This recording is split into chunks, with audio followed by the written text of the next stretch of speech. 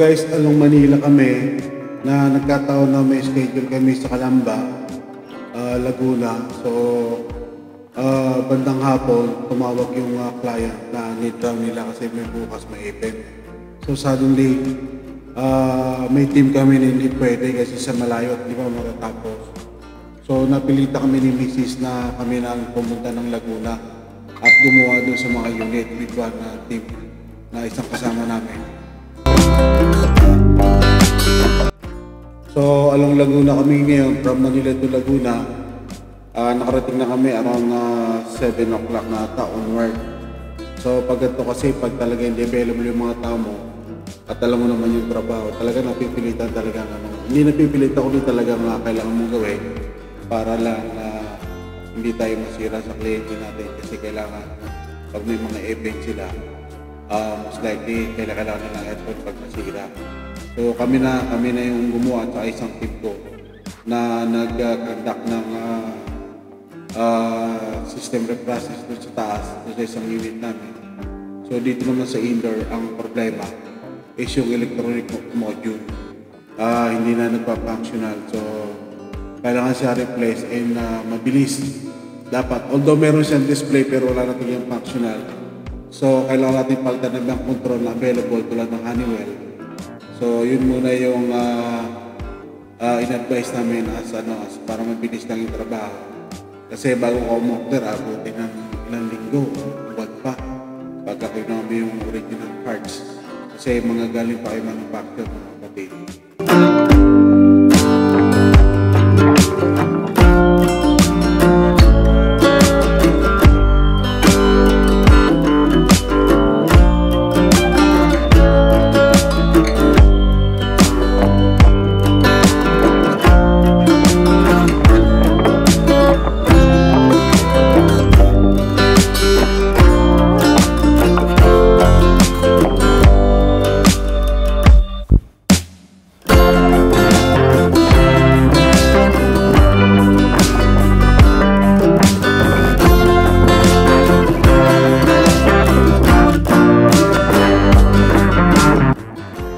So guys, as you can notice, dalawa yung helper ko babae kasama yung kapatid ni Mrs. Kasi kulang talaga sa tao. So isa yung taga-linis ng kalat, si Mrs. naman yung taga-assist sa akin, pagpa-plus light. So pagpapalit na control, kailan may alam ka rin sa diagram, alam mo yung capacitance sa unit, alam mo yung mga control na gagawin mo. Kasi once na nagkamali ka, electrical yan. Hindi yung gagamitin mo control kasi electronic type. So pag nagkamali ka talaga, sabog ka agad. So number one, magkakaintindihan kayo ng machine, ang equipment bago mo siya gawin.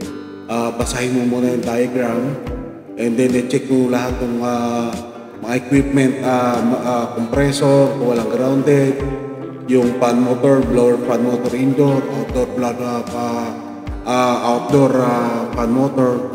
So lahat yan check mo kung walang problema, walang grounded. Kasi once na nakabit mo yung control at si grounded yung mga compressor, either yung fan, is masasayang lang yung kakabit mo, puputok din ka agad. So ito, na-check ko na rin ito. Na-measure ko na tester ko na lahat, kung may grounded, so far wala naman siya. So tuloy na yung pagpapalit ng control. So as you can see, tinatanggal ko na yung mga wire kasi alam ko na rin yung diagram. So mas mahalaga talaga may alam ko sa diagram kaya madali mong gumawa ng convert. Diba ito conversion type into electronic to semi-automatic control, although yung gagamitin mo naman is electronic type din na kumbaga yung universal kika. So kailangan alam mo rin yung control, alam mo rin yung capacitance ng papalitan mo ng control para hindi ka under. And sa bagay ito naman kasi 3TR. So may naka-magnetic contactor to, basic lang to. So ang mga basic madali ka palitan na control compare na sa mga inverter type. Talaga pag inverter type kasi DC type siya, direct current. Ito alternator current ang mga supply. So may kahirapan pagka inverter ang gagawin mong replacement of control module, electronic module. Although meron din naman universal na ginagamit, pero hanggang ano lang, sa ngayon ang meron lang tayo sa Pilipinas hanggang 2 HP lang. Pag malalaki, hindi kaya, mga kapatid. Sige, palista muna ako. Yung line black, yung neutral, white. Tapos yung starting niya is red. And then yung palista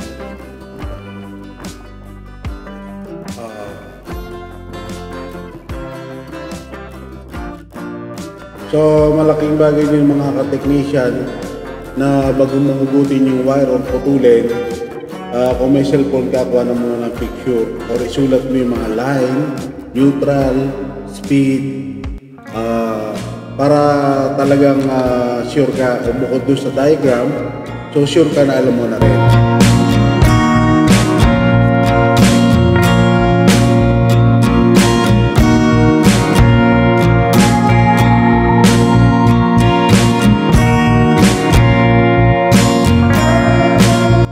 So mahalaga guys, kompleto rin tayo ng mga special tools tulad ng mga precision.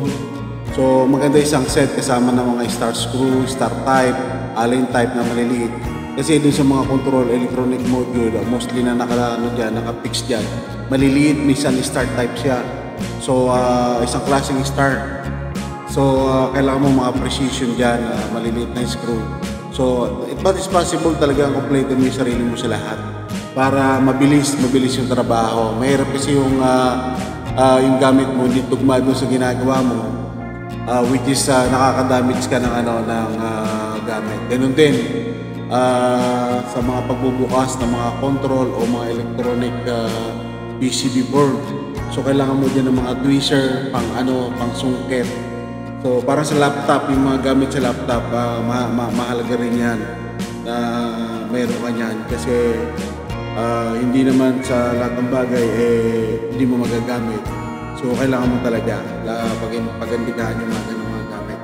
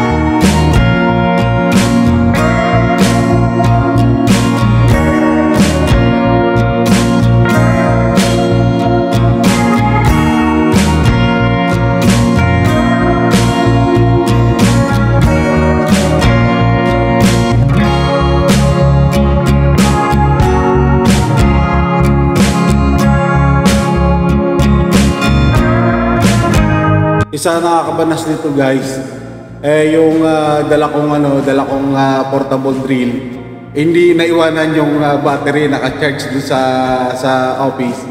So hindi ko nadala. Buti na lang may dala kami sa pang maliit na drill na nakapang backup, kasi lagi ko talagang galigo ko talaga yan. Lagi ako nagba-backup ng So nagkataon lang nag-charge ako ng battery ng aking portable, nakalimutan ko naman dalhin. Yun ang mabigat, mga kapatid.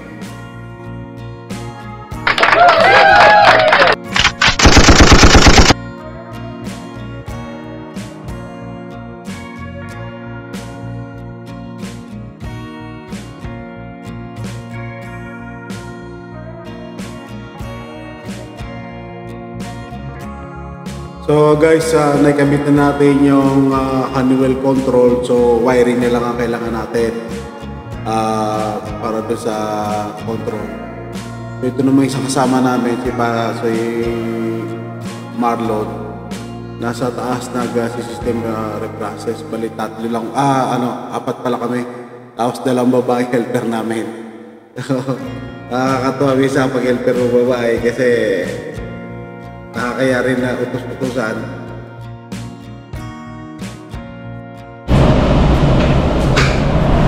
So okay na po yung unit, tumakbo na. Subukan lang natin kung paano yung low. Okay, gumagana na rin. So medium high, medium lang tayo. So okay na po.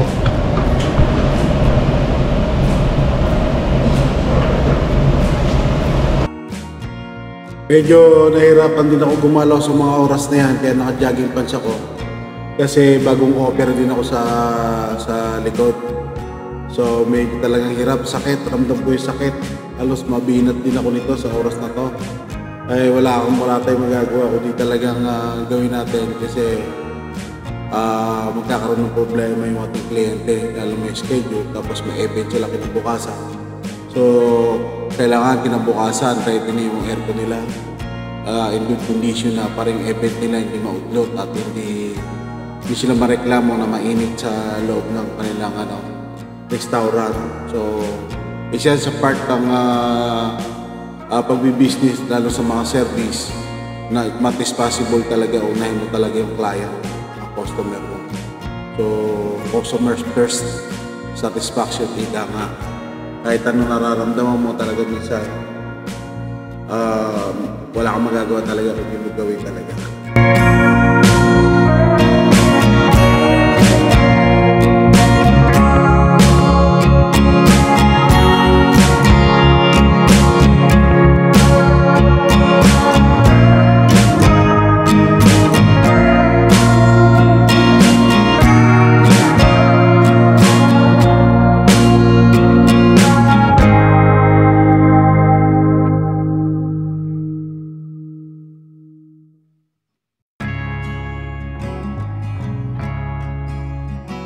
So guys, running na unit, chinecheck na lang ng supervisor namin na iniilawan ko may mga mali ba kaming mali akong ginawa. So may ginawa na supervisor ko, chinecheck niya maigi ko may mga mali. So napakigit, trabaho lang nito, ilaw-ilaw lang guys eh. Hindi hirap na hirap siya sa pag-iilaw lang guys. So makikita niyo naman oh.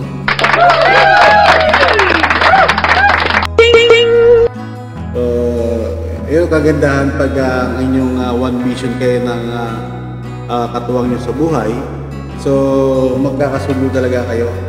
At malaking bagay din talaga pag yung inyong katuwang sa buhay o asawa nyo is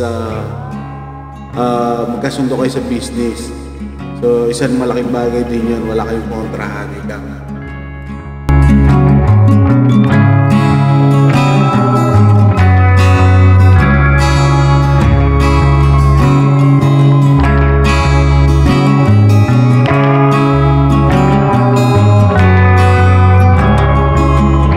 So after 20 minutes na running ng unit, need ko i-check, kukuha natin ang mga data, yung blow, kung ilang Celsius yung kanyang lamig.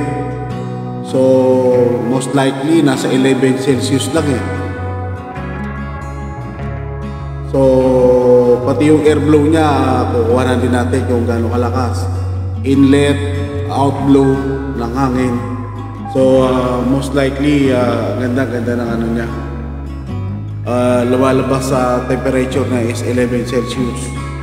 So sa taas hindi ko na na-video sa taas pagkuha ng mga data kasi talagang hirap talaga ako kumilos. Sumasakit na yung likod ko. Nahirapan pa kumuupo dahil talagang bagong opera talagang ramdam ko na yung sakit, pagod. Kasi around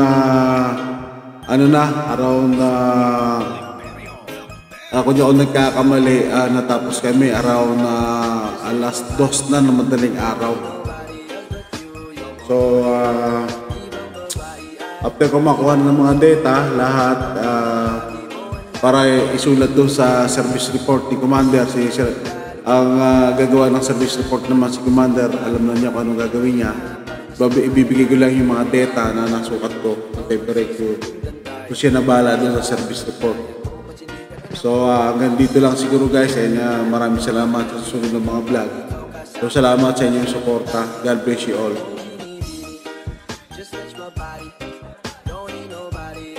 You're my one and only. Ibang babae ay di kayang sumabay. Dumping ng labi mo ang lagi kong hinihintay. Di mo kayain na malapit na lumapot ang mga labi natin. Dalawa na sa kamala pala ang pain. Bila mo kinain ang sanas ni Kadin. Masulog ka pa sa mantika. Napauga ilagin ang kamalalawiin pababa papunta sa is na o ba't biglan na lang tumakbo? Wala namang bago. Huwag ka na muna lumayo. Sa'yo lang ako babayo. Oh, binibini, just touch my body. Don't need nobody else but you. You're my one and only. Ibang babae ay di kayang sumabay. Dumping ng labi mo ang lagi kong hinihintay. Oh, binibini, just touch my body.